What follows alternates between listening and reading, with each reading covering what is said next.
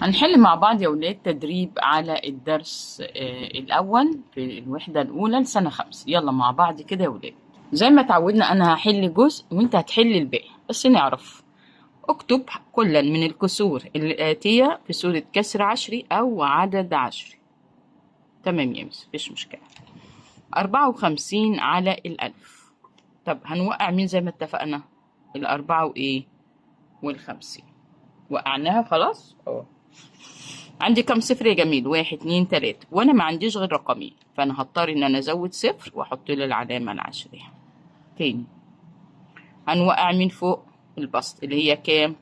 17. وقعتيها العلامه بعد كام رقم؟ انا لازم ابص تحت في المقام ونعرف. لو 10 علامه رقم بعد رقم، لو 100 العلامه بعد رقمين، لو 1000 العلامه بعد 3.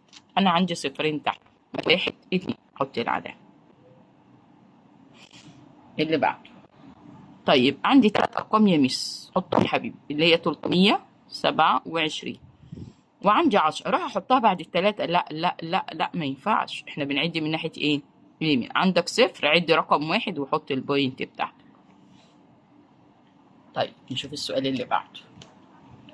ده كسر اعتيادي 52 على 1000، عايزه في صورة عشرية. اتفقنا لما يقول لي صورة عشرية أوقع مين؟ البسط. صورة عشرية يبقى أنا هوقع البسط. أدي 52. طب العلامة يا ميس؟ ماشي مفيش مشكلة، هقولك 1 2 3.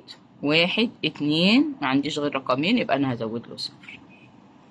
طيب مين قاعد في الأجزاء من 10؟ ركز كده هنا، مين قاعد في الأجزاء من 10؟ اللي بعد العلامة على طول ده جزء من 10، صفر. اللي بعده جزء من 100، الخمسة قاعدة في جزء من 100، والاتنين في جزء من إيه؟ 1000. تاني هنوقع البسط 314. طب العلامة أهم حاجة، العلامة إزاي أحطها؟ إحنا عندنا كام صفر تحت؟ 1000. 314 على 1000، يبقى عدي 3 أرقام، 1 2 3. تعال نشوف بقى جزء من 10 اللي ورا العلام، جزء من 100 تاني رقم بعد العلام، جزء من 1000 اللي هو تالت رقم بعد العلام. تعال نشوف المهم. ده كده الخريطة اللي إحنا كنا واخدينها مع بعض. القيمة المكانية، ما تنسيش يا ميس إن حضرتك المرة اللي فاتت حطيتي قيمة رقم ورجعنا قلنا لا ما ينفعش، يبقى انا لازم اقرا السؤال. قيمه مكانيه يا ولاد، يا تكتب احاد يا عشرات يا مئات يا الوف. لو قال لي اجزاء ما عندناش غير هو جزء من 10، ده لازق في العلامه على طول على ناحيه ايدك اليمين. جزء من 100 تاني رقم، جزء من 1000 تالت رقم، ولازم تقعد تردد كده زي الشطور علشان خاطر تعرف الاماكن. طب الاربعه يا ولاد، خبي بقى دول الاعداد الصحيحه، صح؟ اللي ورا العلامه ده كده جزء من 10، الاربعه جزء من 100، السبعة جزء من ايه؟ من الألف. طب هو عايز رقم 4 يا ميس، اكتب له جزء من 100. نركز تاني. قال لي عايز الرقم الموجود في خانة العشرات، يعني احنا ملناش دعوة بالأجزاء خلاص. عشرات يعني الأحاد والعشرات، الأعداد العادية بتاعتنا الجميلة اللي انت طالع بيها من سنة تانية وأولى تالتة ورابعة. 3 أحاد، الاتنين مالها عشرات. تمام، يبقى الاتنين. القيمة المكانية للتلات، برضو هخبي الأجزاء والعلام. 3 هنا فين يا ولاد؟ 623، يعني التلاتة في خانة أحاد بكام؟ ب3. طيب يلا مع بعض كده ركز. علشان أحل بالصيغة القياسية اللي هي العددية، الصيغة القياسية اللي هي العددية لازم نركز. 621. طب ما تكتبها يا ولاد، أي 621. قال لي جزء من ايه؟ من 1000، يعني عد 3 أرقام من ناحية ايدي اليمين، حط العلامة. يلا مع بعض. ادي 1 2 3. اشمعنى يا ميس؟ عشان الألف معاه 3 أصفار. الألف معاه 3 أصفار. 92 جزءا من ايه؟ 1000. شفت الفصلة الجميلة دي؟ يبقى الاتنين دي أحاد. ما لقيتش الفصلة يبقى نكتب العدد على بعض. 2 أو بعدين حط يلا العلامة يا جميل أهي. و99، روح بعيد شوية اكتب 9 وتساوي جزء من ايه؟ من 1000. طب ما كده جزء من الألف، يبقى احنا ناقصنا صفر هنا عشان نخلي 99 جزء من 1000. 15 جزءا من 1000. حلوة أوي يا ميس. يعني ايه؟ نكتب 15 جزء من الألف. طب تعالى نشوف كده. ادي ال15 هي رقمين بس. طب انا عايزة اخليها من 1000، يبقى هزود لها صفر واحط العلامة العشرية. 31. بص الفاصلة جاية فين؟ بعد 31. يبقى اكتب 31. 31. حط العلامة جميل وراها. 57. اكتب 57. مالها يا ميس؟ جزء من ايه؟ من 1000. انا عندي رقمين بس، يبقى انا هزود له ايه؟ الصفر. اخر واحدة ليك واجب. تمام يا ميس. اخر واحدة ليك يا جميل واجب. ماشي، تعالى بقى ركز في اللي بعده. اكتب لفظيا. اكتب لفظيا.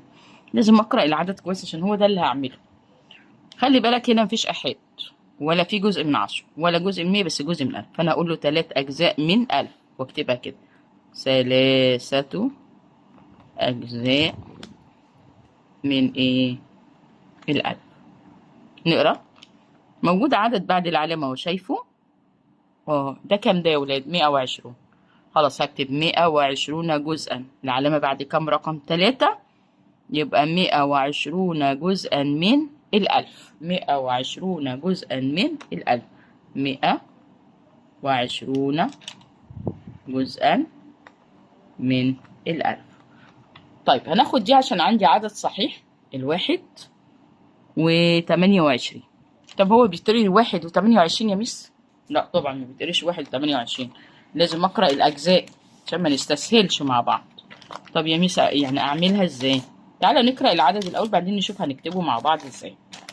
عندي 1 صح، 1 صحيح في الآحاد يبقى 1. اقرا بقى اللي بعد الأجزاء. 28. 28 إيه؟ 28